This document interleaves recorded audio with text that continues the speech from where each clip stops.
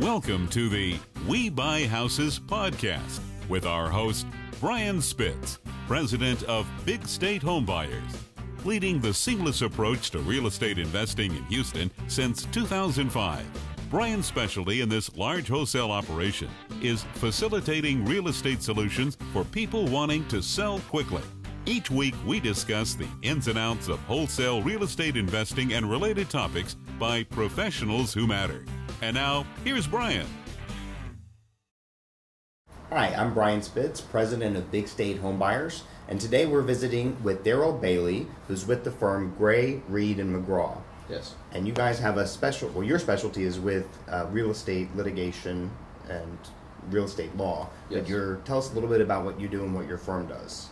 I've been practicing 26 years, and I do real estate related litigation, commercial business litigation, with about 60 or 70% of my practice being real estate related, construction, development, financing, that kind of thing. And our firm is a full commercial firm. We are a Texas-based firm with 120 lawyers in Houston, and Dallas, and Tyler. And we do, and when I say full service firm, we do not only litigation, but we have a number of practice areas. Right. So one of the interesting topics that we wanted to talk about was this case of the Ashby High-rise, which a lot of Houstonians might know about. It was a big deal in West University, Southampton area, picket signs everywhere on the yard, stop Ashby High-rise. And that's a case that recently finally went to trial and to verdict. So I just wanted to find out if you want to tell us a little bit about what that case was about, because I think people find the topic really interesting and how it turned out and what your opinions are on it. Yes. It was a suit, as you said, by a number of homeowners in the area where the Ashby High-rise was to be developed. And the suit was basically a nuisance lawsuit, public nuisance and private nuisance lawsuit. It was a month-long trial, and the jury found in favor of 20 property owners surrounding the area where this high-rise was to be constructed. Right. And essentially found that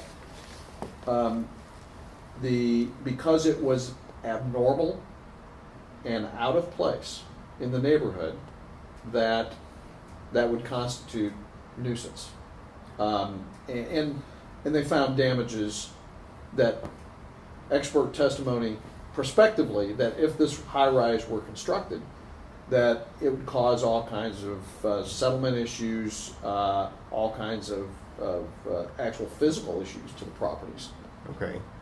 I mean, it's interesting because especially if you go through the River Oaks, Upper Kirby, Midtown, all those areas, if you look at like where West Avenue was developed on Kirby, everything seems to be redeveloping into high rises or multi-use, multi-family and commercial use properties. So I don't know any of the details of the suit. All I know is the signs and all the yards. So I'm surprised that the homeowners won. Is that a surprise to you? It's not a surprise to me in the sense that a jury of 12 people, of Right. individuals who are homeowners somewhere, Right. might find in favor of the homeowners. Now, I do, however, believe it will be a challenge if this case is appealed, that it'll be a challenge to make this verdict uphold on appeal. Because the tension, as you pointed out, about the development of the city, that is a problem, frankly, with how you define what is abnormal and out of place. Right. Historically, cities, and the city of Houston, even though it's popular in saying it has no zoning, it has a sophisticated and extensive regulatory system in place for property development. And so the tension is, well, if it's not restricted through deed restrictions to prevent something, how is it that your neighbors can all of a sudden control what you do on your property if you are within the confines of the regulatory body of the city of Houston, which this developer, is my understanding, was. And do you think part of this really resulted because it's in such a wealthy neighborhood, a smaller neighborhood or a a more average income area, do you think that they would have unlikely to sustain a fight like this? Because it went on for a long time. It did go on for a long time, and first the first fight the developer had was with the city itself. Oh, okay.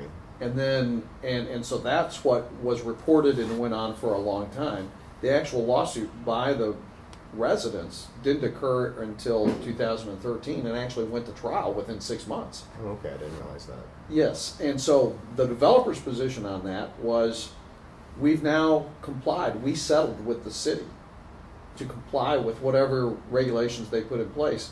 And so we don't have something that's illegal here.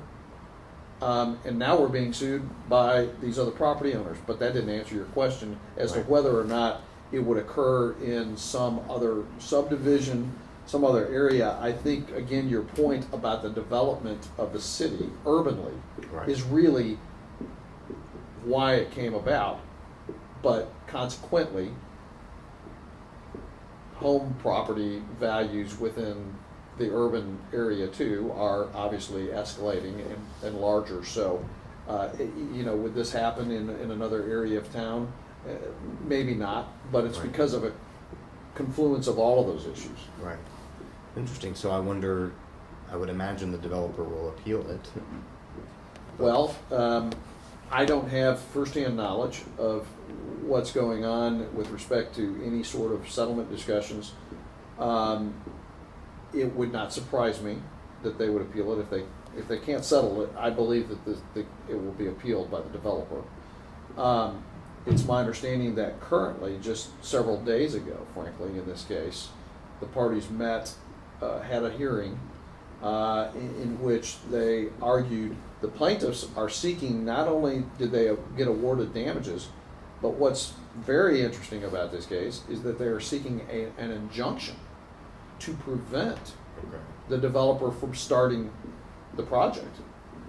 That is still before the trial judge as to whether or not he's going to grant the injunctive relief. So the trial itself, it wasn't about an injunction, it was about damages. It was both. Okay. It was both, but the court is the one that decides whether to give the injunctive relief. Okay.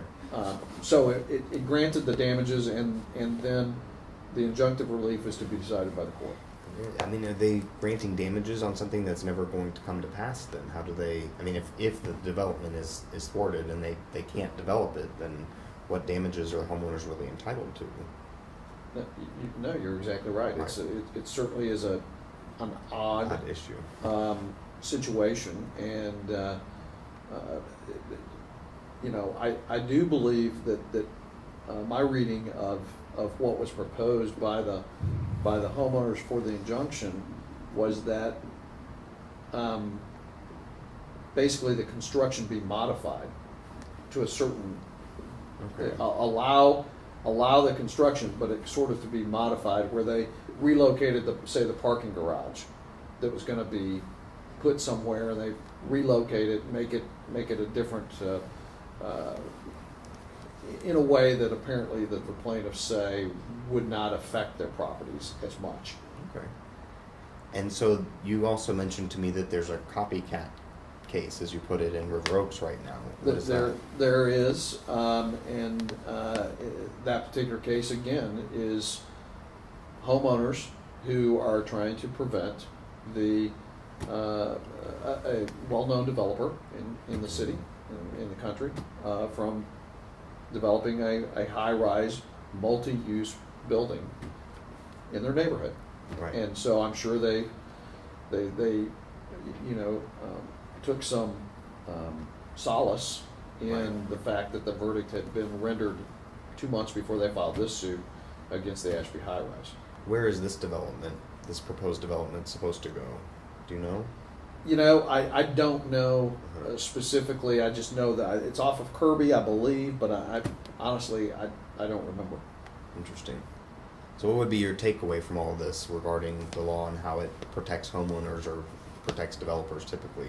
Well, it's going to be an interesting challenge for any appellate court to decide, again, what they have to really decide is, can you regulate someone else's property rights through this definition of abnormal and out of place. Okay. Because abnormal and out of place is very subjective. Right. And it deals with issues of, again, timing of when is it abnormal and out of place. At one time, the Ashby High-rise was probably very likely abnormal and out of place, as you pointed out with the development of the urban setting. Is it going to be abnormal and out of place? I mean, if as that whole area of town continues to develop into these types of properties, these high-rise properties. Right, because it's right there near the museum district, which is all redeveloped as well. I mean, that whole all the development, which is kind of astounding to watch, is developed. All the urban development. So, well, thank you very much for visiting with us on this. Sure. I think this is a really interesting topic. Thank you. Thank you. Thanks for having me. You've been listening to We Buy Houses with your host, Brian Spitz, president of Big State Homebuyers. Don't forget to visit our website, bigstatehomebuyers.com, for more information on how to sell your house. We pay $500 for referrals, so tell your friends too.